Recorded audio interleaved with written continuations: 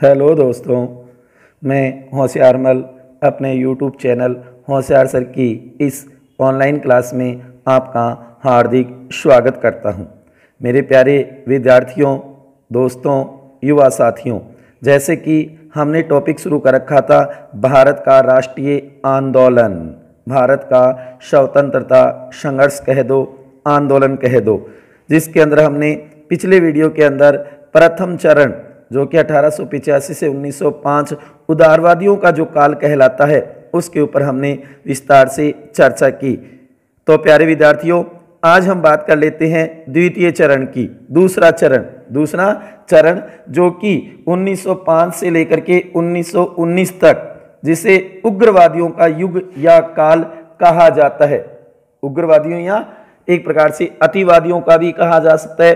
क्रांतिकारी आतंकवाद का प्रथम चरण भी इसे नाम दिया जा सकता है। प्यारे विद्यार्थियों, गौर करना, क्योंकि इस युग के अंदर वे महान क्रांतिकारी आएंगे जिन्होंने अंग्रेजों का डटकर सामना किया, मुकाबला किया और ईंट का जवाब पत्थर से देने की उनकी सोच थी।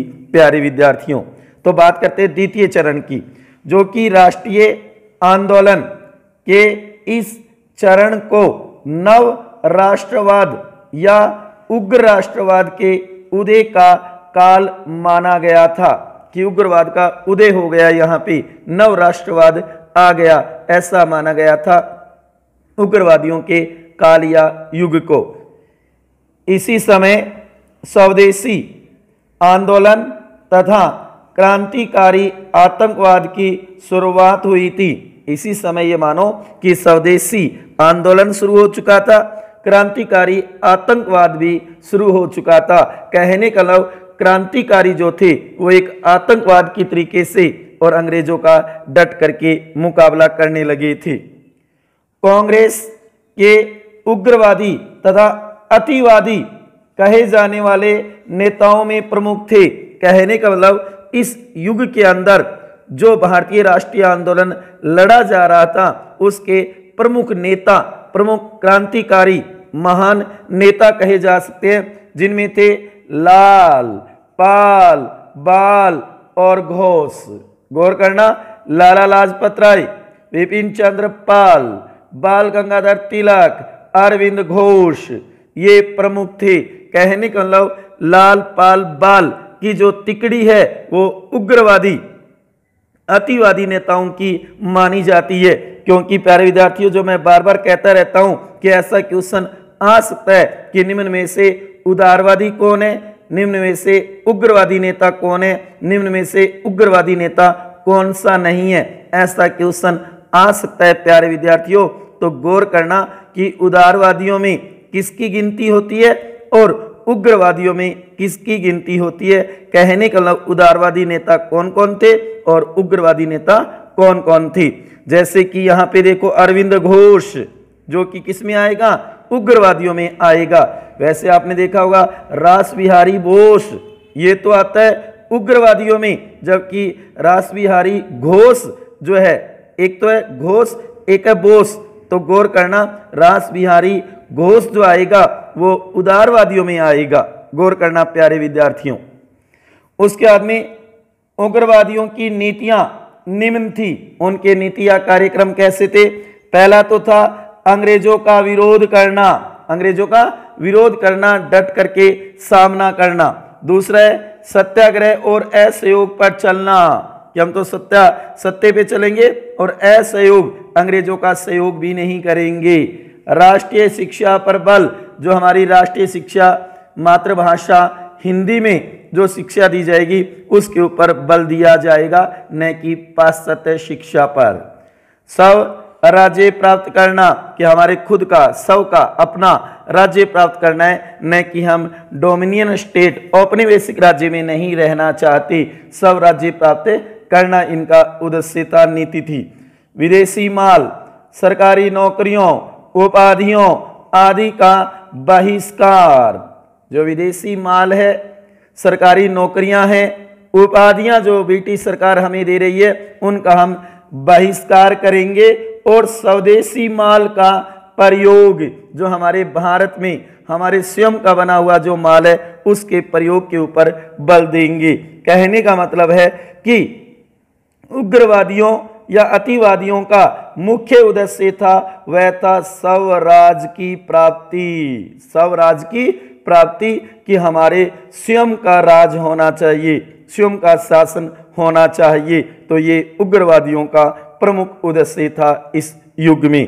प्यारे विद्यार्थियों, हम बात करेंगे भारत का राष्ट्रीय आंदोलन और उसके द्वितीय चरण 1905 से लेके 1919 तक का जो काल है, जिसे उग्रवादियों का युग या काल कहा जाता है, उसकी महत्वपूर्ण बातों के ऊपर हम चर्चा कर रही हैं। महत्वपूर्ण घटनाएं भी देखेंगे कि इस युग या काल में कौन कौन सी महत्वपूर्ण घटनाएं हुई, कौन कौन सी महत्वपूर्ण घटनाएं हुई, उनके ऊपर भी हम विस्तार से चर्चा करेंगे। प्यारे विद्यार्थियों, बने रहिए अंत तक मेरे साथ। वीडियो को कंप्लीट पूरा देखा करो कि बहुत सी बातें मैं मौखिक भी बोलता हूं, तो उसको अच्छी प्रकार से सुनोगे तो ये मानो आपके ये टॉपिक एकदम क्लियर हो जाएगा। और खुदा न खास्ता क्या पता सुनी हुई बातों में से कोई क्वेश्चन ये मानो कंपटीशन में आ जाए तो देखो हमारा कितना फायदा होता है। तो कहने का मतलब वीडियो अंत तक जरूर देखना, अच्छा लगे तो ज़्यादा से ज़्यादा शेयर भी करना। प्यारे विद्यार्थियों, देखा जा रहा है कि आप शायद शेयर कम करते हो, क्योंकि वीडियो में जितने व्यू आने चाहिए उतने नहीं आ रहे हैं। क्या कारण है पता नहीं, या तो आपको अच्छा नहीं लगता या आप शेयर नहीं करते, आप सोचते हो कि ये ज्ञान हमारे तक ही रहे। ना जी ना, जहाँ तक पहुँचाया जा सके अपने को पहुँचाना चाहिए, ज़्यादा से ज़्यादा शेयर करना चाहिए, जिससे मेरा भी उत्साह बढ़ेगा, मेरे में जोश जज्बा जुनून आएगा कि ज़्यादा से ज़्यादा मैं क्लास से आप तक पहुँचाऊँ, अच्छे से अच्छे वीडियो बना करके आप तक पहुँचाऊँ। प्यारे विद्यार्थियों, गौर करना इस बात पे। भारत में उग्रवाद की मशाल जलाने का श्रेय बाल गंगाधर तिलक, लोकमान्य बाल गंगाधर तिलक को दिया जाता है। कहने का मतलब उग्रवाद का पिता यही था, बाल गंगाधर तिलक। भारत में इन्होंने ही 1893 में तो गणपति उत्सव और 1895 में शिवाजी उत्सव की शुरुआत करवाई थी। वेरी मोस्ट इंपोर्टेंट क्वेश्चन है प्यारे विद्यार्थियों, बहुत बार आता है ये क्वेश्चन। गणपति उत्सव और शिवाजी उत्सव किसने शुरू करवाई? तो ध्यान, बाल गंगाधर तिलक ने करवाए। और कब करवाए? तो गौर करना, गणपति उत्सव तो 1893 में, शिवाजी उत्सव वो 1895 में। एक प्रकार से ये मानो कि उग्रवाद की मशाल जलाने का श्रेय बाल गंगाधर तिलक को ही जाता है।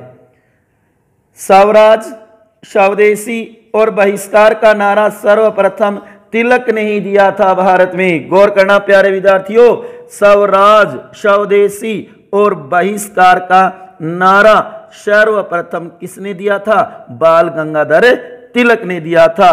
और कहा जाता है कि उन्होंने संदेश भी दिया था, स्वराज हमारा जन्मसिद्ध अधिकार है और हम इसे लेकर रहेंगे। जैसे वो स्वयं कहता ना, स्वराज मेरा जन्मसिद्ध अधिकार है, मैं इसे लेकर रहूंगा। तो ये नारा भी, उद्घोष भी कई बार प्यारे विद्यार्थियों पेपरों में पूछा जाता है। इजी क्वेश्चनों के अंदर गौर करना, बाल गंगाधर तिलक ने ही कहा था। उन्होंने मराठी भाषा में तो केसरी और अंग्रेजी भाषा में मराठा नामक साप्ताहिक समाचार पत्र भी निकाले थे। तो केसरी और मराठा समाचार पत्र किसके हैं? बाल गंगाधर तिलक के हैं। प्यारे विद्यार्थियों गौर करना, ये क्वेश्चन भी कई बार पूछा जाता है। मराठी भाषा में केसरी और अंग्रेजी भाषा में मराठा साप्ताहिक समाचार पत्र निकाले थे बाल गंगाधर तिलक ने। सर वेलेंटाइन सिरोल, बहुत ही महत्वपूर्ण है, सिरोल नाम तो जरूर याद करना है प्यारे विद्यार्थियों, ने तिलक को भारतीय अशांति या असंतोष, कई जगह अशांति दे देते हैं और कई जगह असंतोष का जनक कहा है। Very very very most important question बन सकता है प्यारे विद्यार्थियों, महत्वपूर्ण लाइन है, नोट करना। सर वेलेंटाइन सिरोल ने तिलक को भारतीय अशांति या असंतोष का जनक कहा है या संज्ञा दी थी। इसे भारतीय अशांति के जनक की संज्ञा दी थी और उसकी प्रसिद्ध पुस्तक थी इंडियन अनरेस्ट। पुस्तक में ये बात कही थी। तो इंडियन अनरेस्ट पुस्तक के लेखक कौन है? सिरोल। सिरोल की प्रसिद्ध पुस्तक कौन सी है? इंडियन अनरेस्ट पुस्तक है, जिसके अंदर तिलक को भारतीय अशांति या असंतोष का जनक कहा है। आया समझ में प्यारे विद्यार्थियों? बहुत ही महत्वपूर्ण है, कई बार क्वेश्चन बन चुका है इससे, तो नोट करना प्यारे विद्यार्थियों। हम बात कर रहे हैं उग्रवाद की, अतिवादियों की, या ये कहो क्रांतिकारी जो आतंकवाद का प्रथम चरण, क्यों द्वितीय चरण तो भगत सिंह चंद्रशेखर उस समय कही जा सकता है और ये पहला चरण माना जा सकता है। तो नोट करना प्यारे विद्यार्थियों, बहुत ही महत्वपूर्ण है, बहुत ही महत्वपूर्ण है, तो इसलिए इसे जरूर तैयार करना। उसके बाद में भारत में क्रांतिकारी गतिविधियों की शुरुआत 1897 में महाराष्ट्र से मानी जाती है। क्रांतिकारी जो गतिविधियां हुई उसकी शुरुआत 1857 महाराष्ट्र से मानी जाती है। दामोदर तथा बालकृष्ण चापेकर ने 22 जून 1897 को पुणे के प्लेग कमिश्नर कौन था? एक तो रेड और एम हस्टर की हत्या कर दी थी। एम हस्टर की हत्या कर दी थी और उसके बाद में कहते कि चापूकर बंधुओं को फांसी भी दे दी गई थी, फांसी भी दे दी गई थी। तो यहीं से ये मानो कि क्रांतिकारी गतिविधियों की शुरुआत हो जाती है प्यारे विद्यार्थियों। 1897 को पुणे के प्लेग कमिश्नर की जब हत्या कर दी जाती है, कौन थे? एक तो रेड और दूसरा एम हस्टर की हत्या कर दी गई थी। 1899 ईस्वी में मित्र मेला तथा इसी के बाद में इसका नाम 1904 में अभिनव भारत समाज के नाम से वीडी सावरकर ने एक संस्था बनाई। बहुत ही महत्वपूर्ण है। अभिनव भारत समाज की स्थापना किसने की और कब की? वीडी सावरकर ने की थी 1904 में। तो ये मित्र मेला कब? 1899 में। अभिनव भारत समाज वेरी वेरी मोस्ट है, गौर करना प्यारे विद्यार्थियों। उसके बाद में 1907 में घोष का मतलब वारिंद्र घोष। कौन है यहाँ पे घोष? वारिंद्र घोष और भूपेंद्र नाथ दत्त ने अनुशीलन समिति का गठन किया। अनुशीलन समिति का गठन किया था 1907 में और कलकत्ता में। नोट करना प्यारे विद्यार्थियों, कहाँ बनाई थी? कलकत्ता में ये अनुशीलन समिति बनाई थी, जिसका उद्देश्य था खून के बदले खून, खून के बदले खून। मैंने क्या कहा था? ईंट का जवाब पत्थर से देने वाले थे क्रांतिकारी, उग्रवादी, अतिवादी। तो खून के बदले खून, जैसे आगे सुभाष चंद्र बोस कहते ना, तुम मुझे खून दो मैं तुम्हें आजादी दूंगा। तो वही बात यहाँ पे, खून के बदले खून। तो नोट करना प्यारे विद्यार्थियों, किसका नारा, किसका उद्देश्य था? अनुशीलन समिति का, जो 1907 में घोष, जो कि कौन? वारिंद्र घोष और भूपेंद्र नाथ दत्त के द्वारा गठित की गई थी, बनाई गई थी। इसके अंदर हम देखेंगे महत्वपूर्ण घटना में मैडम भिखाजी कामा, जो कि मदर ऑफ इंडियन रेवोल्यूशन कहा जाता है, जिसको भारत के राष्ट्रीय आंदोलन की माता जिसको कहा जाता है, मदर ऑफ इंडियन रेवोल्यूशन। गौर करना, 1907 में स्टुअर्टगार्ड जर्मनी में भाषण दिया था और राष्ट्रीय तिरंगा फहराया था। किसने? मैडम भिखाजी कामा। गौर करना प्यारे विद्यार्थियों, बहुत ही महत्वपूर्ण घटना है, बहुत ही महत्वपूर्ण घटना है। क्या पता क्वेश्चन में पूछा जाए इसके बारे में, क्वेश्चन में इसके बारे में पूछा भी जा सकता है प्यारे विद्यार्थी। बात करते हैं भारतीय राष्ट्रीय आंदोलन के द्वितीय चरण की प्रमुख घटनाएं। ये बहुत ही महत्वपूर्ण है, कई बार इसमें से क्वेश्चन आ जाता है। तो कौन सी घटना कब घटित हुई थी? सन तो जरूर याद रखना, अगर कोई डेट है, तारीख है, तो वो भी प्यारे विद्यार्थी याद रखना। लेकिन सन तो बहुत ही महत्वपूर्ण है, क्योंकि सत्य असत्य या कूट मिलाना, संगत असंगत, बीमेल, ऐसे क्वेश्चनों में ऐसी लाइनें बना दी जाती है। तो गौर करना प्यारे विद्यार्थियों, द्वितीय चरण की प्रमुख घटनाएं। सबसे पहले नंबर 1, 16 अक्टूबर 1905 बंगाल विभाजन लॉर्ड कर्जन द्वारा, जो हमने पिछले वीडियो में विस्तार से देखा भी था। उसके बाद में दिसंबर 1906 कलकत्ता अधिवेशन, कलकत्ता जो कांग्रेस अधिवेशन हुआ था उसमें दादाभाई नौरोजी द्वारा स्वराज शब्द का पहली बार प्रयोग किया गया था। वेरी मोस्ट इंपॉर्टेंट क्वेश्चन बन सकता है, स्वराज शब्द का पहली बार प्रयोग कहां हुआ, किसने किया, कब किया? तो दादाभाई नौरोजी ने किया था कलकत्ता कांग्रेस अधिवेशन में और 1906 में। 1906 में बहुत ही महत्वपूर्ण है।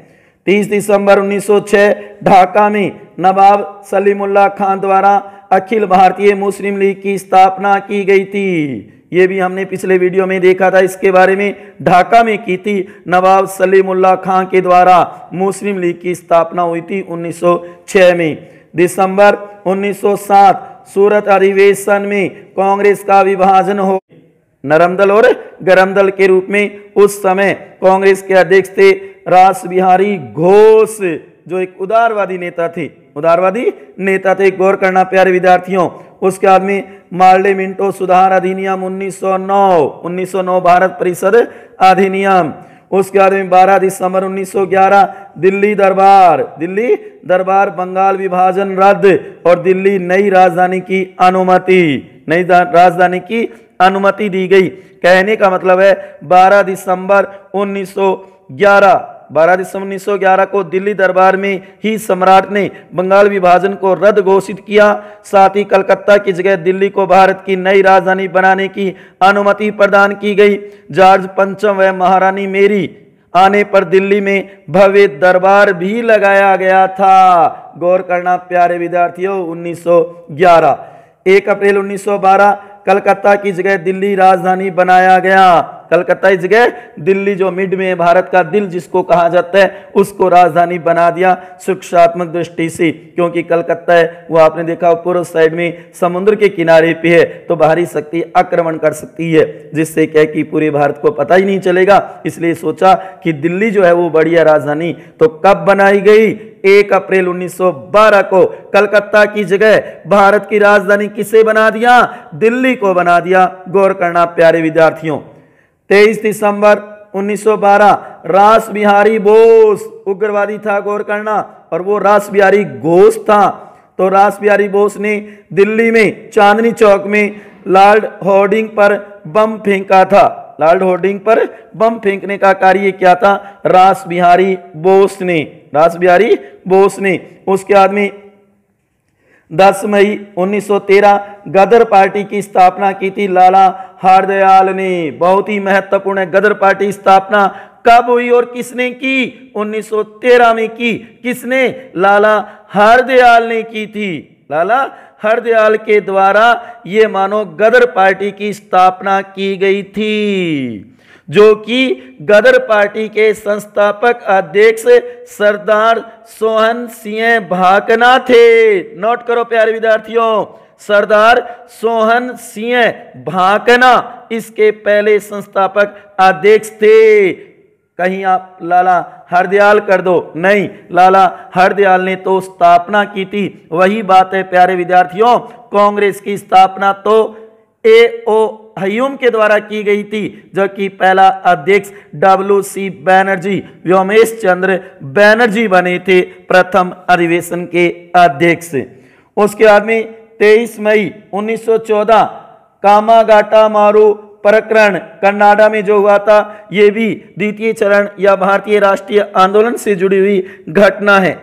आंदोलन से जुड़ी हुई घटना है, क्योंकि कर्नाटक में भारतीयों के प्रवेश संबंधी विवाद हुआ था। बेकुवर कर्नाटक में हुआ था। गौर करना प्यारे विद्यार्थियों, क्योंकि वहां पर कहा गया था कि भारत के सीधे भारतीय लोग कर्नाटक में आ सकते, लेकिन अन्य जगह से जाकर के, जबकि सीधे जाने का उस समय कोई माध्यम या साधन नहीं था। तो ये विवाद उस समय कहते हैं कि जो जहाज थी पानी की, उसका ही नाम था क्या? कामागाटा मारू। गौर करना प्यारे विद्यार्थियों, कब हुआ ये प्रकरण? 1914 में। यही ध्यान रखना है बस प्यारे विद्यार्थियों आपको कि ये प्रकरण कब हुआ? 1914 में। दिसंबर 1916 लखनऊ समझौता। लखनऊ में कांग्रेस का अधिवेशन हुआ 1916 में, जहां पर लखनऊ समझौता हुआ, जिसके तहत गरम दल और नरम दल एक हो गए। गरम दल और नरम दल वो एक हो गए थे। और कहा जाता है कि इसी समय कांग्रेस व मुस्लिम लीग के बीच भी समझौता हुआ था और इसकी अध्यक्षता अंबिका चरण मजूमदार ने की थी। गौर करना, 1916 लखनऊ पैक्ट भी कहते, इसे लखनऊ समझौता भी कहते हैं। उस समय कांग्रेस के अध्यक्ष अंबिका चरण मजूमदार थे उस समय अध्यक्ष। गौर करना प्यारे विद्यार्थियों। उसके बाद में 28 अप्रैल 1916 पूना में तिलक के द्वारा, बाल गंगाधर तिलक के द्वारा होम रूल लीग की स्थापना की गई। कहने का मतलब है कि 28 अप्रैल 1916 को पूना में तिलक के द्वारा होम रूल का मतलब है शव शासन होम रूल लीग की स्थापना की गई और इसके अध्यक्ष बनाए गए थे जोसेफ बेप्टिस्टन। कौन बने थे? जोसेफ बेप्टिस्ट इसके अध्यक्ष बनाए गए थे। गौर करना प्यारे विद्यार्थियों। उसके बाद में 1 सितंबर 1916 मद्रास में एनी बेसेंट के द्वारा भी होम रूल लीग की स्थापना की गई थी और इसके अध्यक्ष थे जॉर्ज अरुणडेल। कौन थे? George Arundale. गौर करना प्यारे विद्यार्थियों इस बात पे। और कहा जाता था कि भारत सेवक समाज जो गोखले ने बनाया था ना, भारत सेवक समाज के सदस्यों को लीग में प्रवेश की अनुमति नहीं थी। एनी बेसेंट ने अपने पत्र कॉमनवेल्थ, गौर करना प्यारे विद्यार्थियों, एनी बेसेंट के प्रमुख पत्र कौन से थे? एक तो कॉमनवेल्थ और न्यू इंडिया द्वारा इसका प्रचार प्रसार किया गया था। होम रूल लीग का एकमात्र लक्ष्य था शव शासन हासिल करना, जो कि उग्रवादियों का बहुत बड़ा उद्देश्य और लक्ष्य और मकसद भी यही था। उसके बाद में 1 सितंबर 1916 को मद्रास में एनी बेसेंट ने स्थापना कर दी। उसके बाद में मॉन्टेग्यू ट्रांसपोर्ट सुधार अधिनियम 1919 पारित होकर के आया था। 1917 में जो हम देखते हैं कि मॉन्टेस्क्यू, कौन सी? मॉन्टेग्यू घोषणा 1917, जो कि अधिनियम 1919। उसके बाद में रोलर एक्ट, काला कानून 1919 और 13 अप्रैल 1919 जलियांवाला बाग हत्याकांड। ये महत्वपूर्ण 16 घटनाएं द्वितीय चरण की मानी जाती है। उसके बाद में आएगा अगला तीसरा चरण, जो कि गांधी युग 1919 से 1947 वेरी मोस्ट है, जो कि रिट के सिलेबस में अलग से भी नाम दे रखा है, राष्ट्रीय आंदोलन 1919 से 1947। तो हम उसे विस्तार से देखेंगे प्यारे विद्यार्थियों। बने रहिए मेरे साथ, इतिहास कंप्लीट करवाऊंगा। जो भी टॉपिक बीच में रह गया हो, जो रिट के सिलेबस में नहीं है लेकिन भारत का इतिहास का है, वो भी करवाऊंगा। और उसके बाद में राजस्थान का इतिहास भी देखेंगे विस्तार से प्यारे विद्यार्थियों। बने रहिए मेरे साथ। तो आज हमने बात की द्वितीय चरण की। कुछ महत्वपूर्ण घटनाएं हैं प्यारे विद्यार्थियों, इनको जरूर नोट करना। ये 16 घटनाएं अति महत्वपूर्ण हैं, क्योंकि इसमें से कई बार क्वेश्चन पूछा जाता है। सन जरूर याद रखना कि बंगाल विभाजन 1905, कलकत्ता अधिवेशन स्वराज का पहली बार प्रयोग 1906 में, मुस्लिम लीग की स्थापना 1906 में, सूरत अधिवेशन कब हुआ? 1907 में, मार्लियामेंटो सुधार अधिनियम कब? 1909 में, दिल्ली दरबार कब लगा? बंगाल विभाजन कब रद्द हुआ? 1911 में, कलकत्ता की जगह दिल्ली राजधानी कब बनाई गई? 1912 में, रास बिहारी बोस ने दिल्ली में लॉर्ड होर्डिंग पर बम कब फेंका? 1912 में, गदर पार्टी स्थापना 1913 में, कामागाटा मारू प्रकरण कब हुआ? 1914 में, लखनऊ समझौता गरम दल और नरम दल एक कब हुए? 1916 में, पूना में तिलक के द्वारा होम रूल लीग की स्थापना कब की गई? तो 1916 में, मद्रास में एनी बेसेंट ने की थी। उसके बाद में मॉन्टेग्यू ट्रांसपोर्ट सुधार अधिनियम 1919 जो कि 1919 में होता है। उसके बाद में मॉन्टेग्यू की घोषणा 1917 होगा, रोलर एक्ट काला कानून 1919 और जलियांवाला बाग हत्याकांड 13 अप्रैल 1919। ये कई बार संगत असंगत बी मेल में आ जाते हैं प्यारे विद्यार्थियों, तो इनको तो जरूर नोट करना, बहुत ही महत्वपूर्ण जानकारी है, महत्वपूर्ण घटनाएं हैं।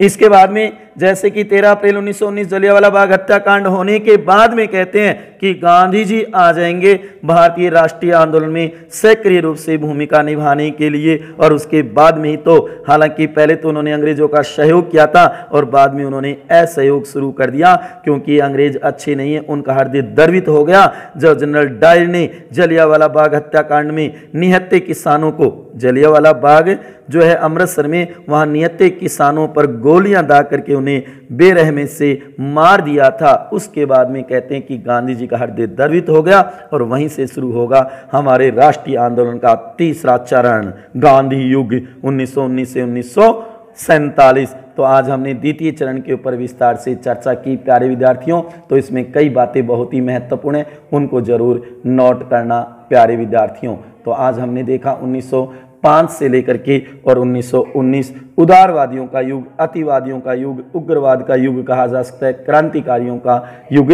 कहा जा सकता है। तो इसकी महत्वपूर्ण घटनाएं जरूर याद रखना। इसके प्रमुख नेता कौन थे? लाल पाल बाल अरविंद घोष, इन नेताओं के नाम भी जरूर याद रखना। वैसे रास बिहारी बोस भी इसी में शामिल है, गौर करना, जबकि रास बिहारी घोष नहीं होगा, वह उदारवादी था, वह उदारवादी था, जबकि लाल पाल बाल और अरविंद घोष ये उग्रवादी थे, ईंट का जवाब पत्थर से देने वाले क्रांतिकारी थे, जिनका भारतीय राष्ट्रीय आंदोलन में बहुत बड़ा रोल कह दो या भूमिका रही है, जिसके कारण आज हम आज़ाद हैं। यही है महत्वपूर्ण भारतीय राष्ट्रीय आंदोलन का द्वितीय चरण। तो प्यारे विद्यार्थियों, मिलते हैं अगली क्लास में, जो कि एक नया टॉपिक कहने का तृतीय चरण देखेंगे, गांधी युग।